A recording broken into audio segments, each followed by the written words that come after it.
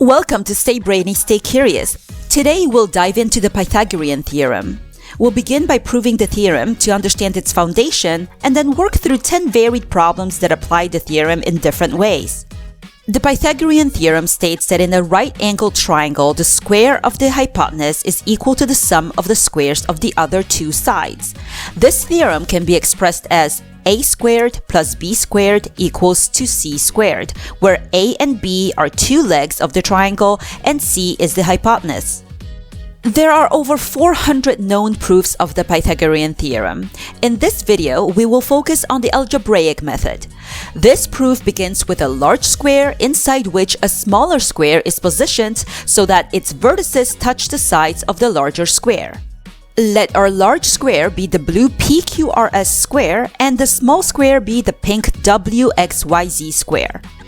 The points where the vertices of the pink square touch the blue square divide each side of the blue square into segments of lengths A and B, where A plus B equals the total length of each side of the blue square. As a result, 4 identical right-angled triangles are formed around the smaller square. Each of these triangles has sides of length A, B, and C, where C represents the hypotenuse of the right-angled triangles. Additionally, C is also the side length of the smaller pink square. Now let's move on to calculating the areas and proving the theorem using the algebraic method. The large blue PQRS square has a total side length of A plus B. Since the area of a square is given by side squared, the area of the large square is A plus B everything squared. Inside the large square, we have the smaller pink WXYZ square, which has a side length of C and therefore an area of C squared. And finally, the 4 identical right-angled triangles each have a base of A and a height of B. The total area of these 4 triangles is 4 times 1/2 times A times B. Since the area of the large square equals to the area of the small square plus area of the 4 triangles, we can rewrite our equation as such. A plus B squared equals C squared plus 4 times 1/2 times A times B. Let's expand. On the left side, we'll have A squared plus 2AB plus B squared. We know that from the binomial expansion formula. On the right side of the equation, we'll have C squared plus 2AB. We can remove 2AB because it appears on both sides and therefore cancels out. That leaves us with A squared plus B squared equals C squared. And voila, that is the Pythagorean theorem. So let's walk through some examples to better understand how to use it in practice, shall we? We're gonna start with a super easy example. In a right triangle, one leg is 6 centimeters and the hypotenuse is 10 centimeters. Find the other leg. First, let's draw the triangle and label the sides with the given data. We'll label one leg as 6 centimeters and the hypotenuse as 10 centimeters. The missing leg will be the one we're solving for. Using the Pythagorean theorem, we'll apply the formula. A squared plus B squared equals to C squared to find the length of the unknown leg. Plugging in for A and C, we've got 6 squared plus B squared equals to 10 squared. If we move 6 squared to the other side of the equation, we'll be left with B squared equals to 10 squared minus 6 squared. That's B squared equals 100 minus 36, which means that B squared equals to 64. Square root of 64 equals to 8 or negative 8, but we know that the length cannot be a negative number, therefore the answer must be positive 8 centimeters. A triangle has sides of 9 centimeters, 12 centimeters, and 15 centimeters. Is it a right triangle? Alright, so to check if this is a right triangle, we'll use the Pythagorean theorem. According to the theorem, for a triangle to be a right triangle, the sum of the squares of the 2 shorter sides should equal to the square of the hypotenuse. That means that in our case, 9 squared plus 12 squared has to be equal to 15 squared for this to be a right triangle. Well, let's test it out. 9 squared is 81 and 12 squared is 144. 81 plus 144 is 225. 15 squared is also 225, which means that this triangle is indeed a right triangle. A square has a diagonal of 14 centimeters. What is the length of one of its sides? Alright, let's draw our square. Its diagonal splits the square into two right-angled triangles, each with the hypotenuse of 14 centimeters. Since the square has 4 equal sides, the legs of these two triangles are also equal. Using the Pythagorean theorem, we can set up this equation. A squared plus A squared equals to 14 squared. Simplifying, we get 2a squared equals to 196, which means that a squared equals to 98. Square root of 98 is approximately 9.9, which means that the length of the side of this square is equal to 9.9 centimeters. Two buildings are 5 meters apart and a ladder is placed between them. The ladder touches the top of one building at 24 meters high and the other building at 18 meters high. What is the length of the ladder? Let's visualize this. The two buildings and the ladder form a triangle at the top where the horizontal distance between the buildings, aka the base of the triangle, is 5 meters. The difference in height between the buildings is 24 meters minus 18 meters, which equals 6 meters. So the vertical distance, aka the height of our imaginary triangle, is 6 meters. Now we can apply the Pythagorean theorem to find the length of the ladder. The horizontal distance between the buildings is 5 meters and the vertical difference is 6 meters. Using the Pythagorean theorem, we can set up the equation a squared plus b squared equals to c squared, where a is 5 meters, b is 6 meters, and c is the length of the ladder. Let's substitute the values into the equation. 5 squared plus 6 squared equals to c squared, which simplifies to 25 plus 36 equals c squared. Adding them gives you 61 equals to c squared. Now let's take the square root of both sides, so c must equal to square root of 61, which is approximately 7.81. So the length of the ladder is approximately 7.81 meters. ABC is an isosceles triangle. What is the height? We have an isosceles triangle ABC where the base is 10 centimeters and the two equal sides are 13 centimeters. We need to find the height of the triangle. Let's visualize this. In an isosceles triangle, the height will drop perpendicular to the base, dividing it into two equal halves. So each half of the base will be 5 centimeters. Now we have a right triangle formed by the height, half of the base, and one of the equal sides. The hypotenuse of this right triangle is 13 centimeters. One leg is 5 centimeters, and we need to find the other leg, which is the height. Using the Pythagorean theorem, we can set up the equation a squared plus b squared equals to c squared, where a is 5 centimeters, b is the height that we need to find, and c is 13 centimeters. Substituting the known values, we get 5 squared plus h squared equals to 13 squared. This simplifies to 25 plus h squared equals to 169. Now subtract 25 from both sides, we've got h squared equals to 144. Taking the square root of both sides gives us h equals to 12, so the height of the triangle is 12 centimeters. ABCD is made from two right-angled triangles. What is the length of BC? We have a quadrilateral ABCD which consists of two right-angled triangles sharing the height BD. The top side AB is 8 centimeters, the base side CD is 17 centimeters, and the left side AD is 10 centimeters. Our goal is to find the length of BC, which is the hypotenuse of triangle BCD. Let's start by calculating BD, the height of the quadrilateral. We know that triangle ABD is a right-angled triangle with sides AB equal 8 centimeters and AD equal 10 centimeters, and BD is the height that we need to calculate. Using the Pythagorean theorem for triangle ABD, we have AB squared plus BD squared equals to AD squared. Substituting the known values, we get 8 squared plus BD squared equals to 10 squared. This simplifies to 64 plus BD squared equals 100. Now subtract 64 from both sides. We get BD squared equals 36. Taking the square root of both sides, we find that BD equals to 6. Now that we know the height BD is 6 centimeters, let's focus on triangle BCD, which is a right-angled triangle where BC is the hypotenuse. The base of triangle BCD is CD, which is 17 centimeters, and the height BD is 6 centimeters. Using the Pythagorean theorem in triangle BCD, we have BC squared equals to BD squared plus CD squared. Substituting the known values, we get BC squared equals 6 squared plus 17 squared.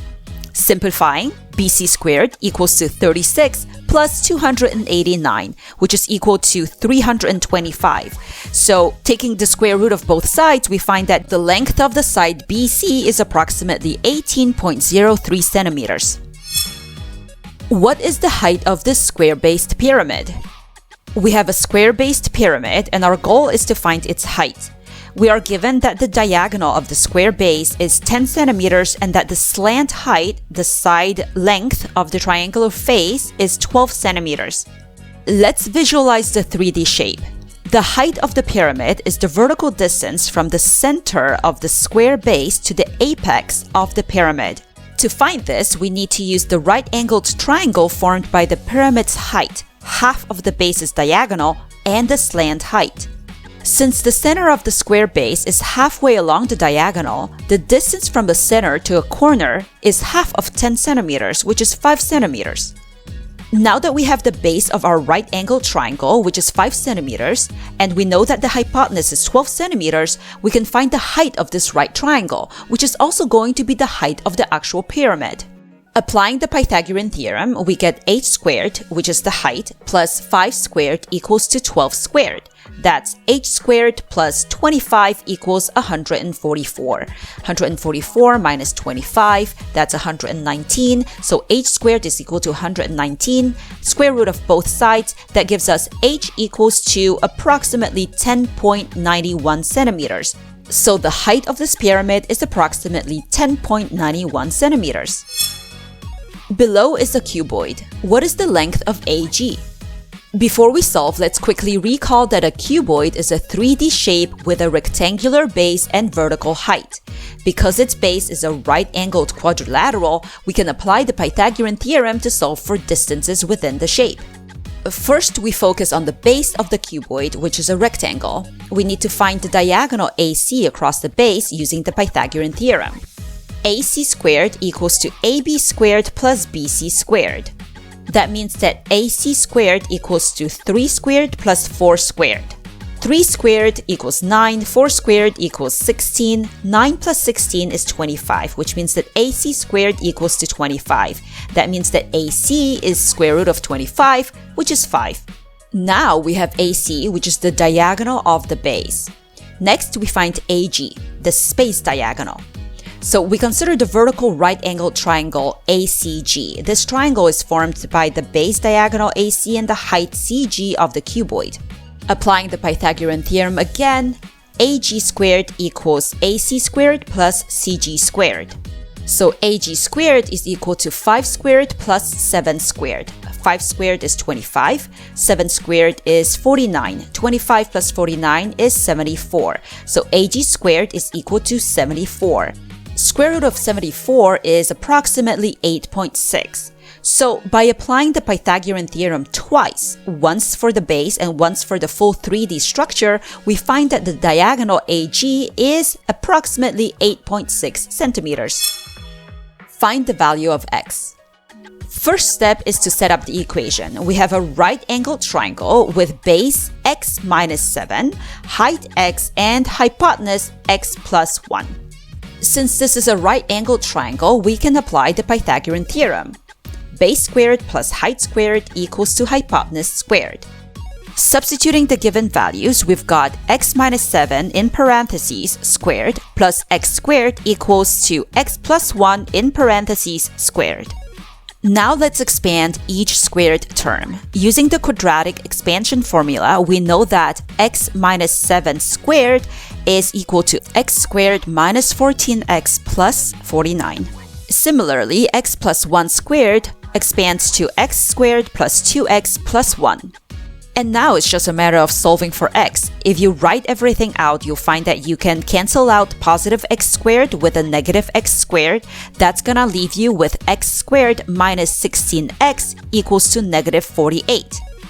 At this point, we can actually create a quadratic equation by moving negative 48 to the left side. The quadratic equation is going to read x squared minus 16x plus 48 equals 0.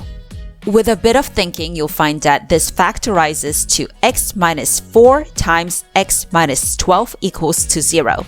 That means that the possible values for x are either 12 or 4. But which one is it? So at this point, we need to verify the valid solution. Since base is x minus 7 must be a positive number. So let's check for both values. If x is 12, then the base is 12 minus 7, which is 5, and that's valid because that's a positive number. If x were 4, then the base would be 4 minus 7, that's a negative 3. Since the base cannot be negative 3 centimeters, the only possible value for x is 12. In the right triangle ABC, point D is equidistant from AB and BC, and AD equals to 30, DC equals to 40. Find lengths of sides AB and BC. Let's understand what the problem is telling us. If point D is equidistant from AB and BC, then the lines drawn from D to both AB and BC must be perpendicular to those sides. Let us name that distance x. This splits the big triangle into two smaller triangles and a square of side length x. Let us also label the height of the small triangle as z, where z is the height, x is the base, and AD is the hypotenuse. Let us label the other triangle by naming its base y, its height x, and its hypotenuse dc. Now we start our calculations. We know that the total area of the big triangle is 1/2 times BC times AB. We can also find the area of the large triangle by adding up areas of the square and the two smaller triangles.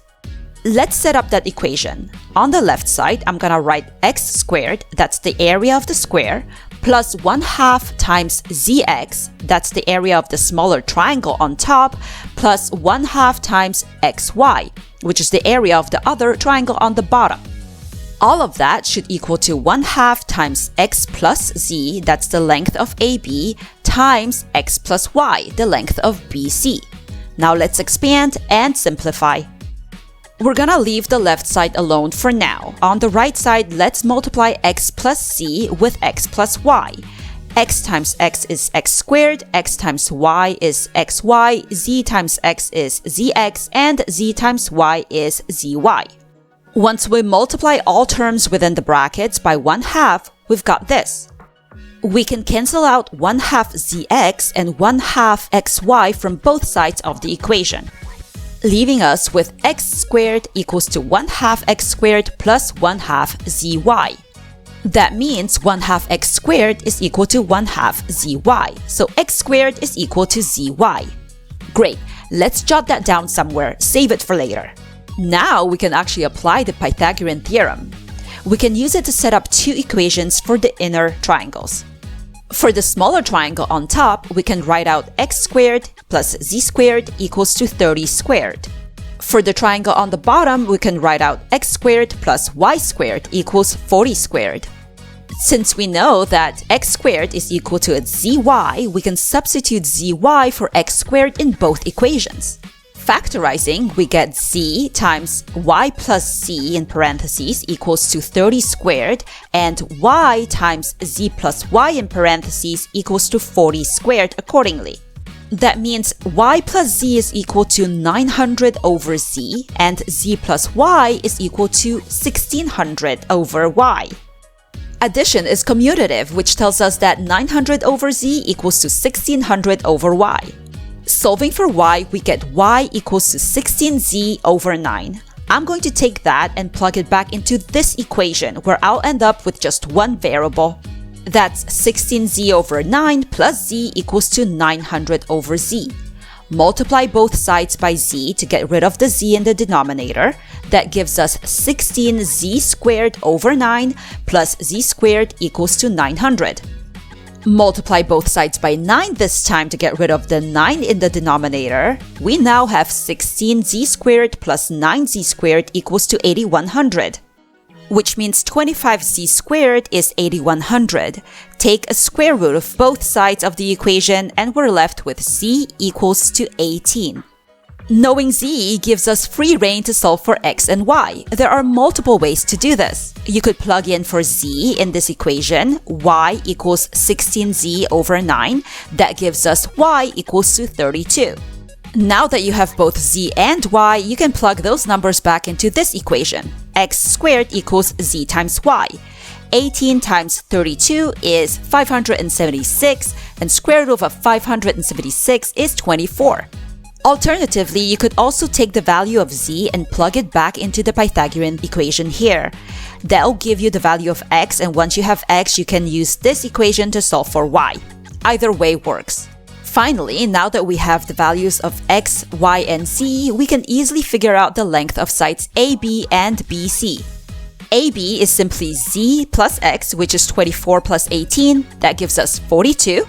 And BC is simply x plus y, which is 24 plus 32, that's 56. So the length of BC is 56. There you go. This was a tough one. How did you like it? Did you find these problems interesting, challenging?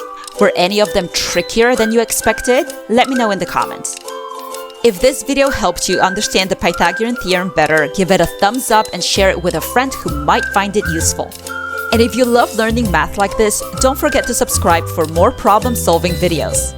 I hope you learned something new, I hope you had fun, and I hope you always stay brainy. Thanks for watching, and I'll see you in the next one.